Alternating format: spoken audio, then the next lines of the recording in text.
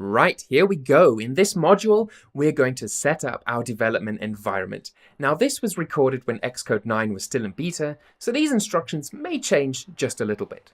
Let me know if they do, and I will correct the lectures as soon as possible if I haven't already done so. In this section, we're going to be installing our development environment, which is Xcode 9.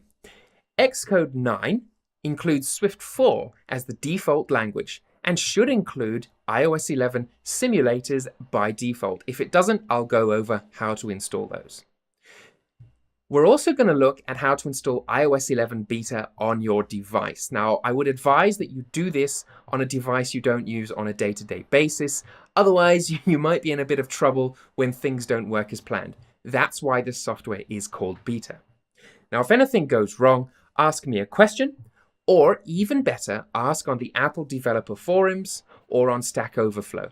Chances are much higher there that someone else has actually had the same problem as you, and you'll find the solution simply by searching, and you'll get it in 30 seconds or less.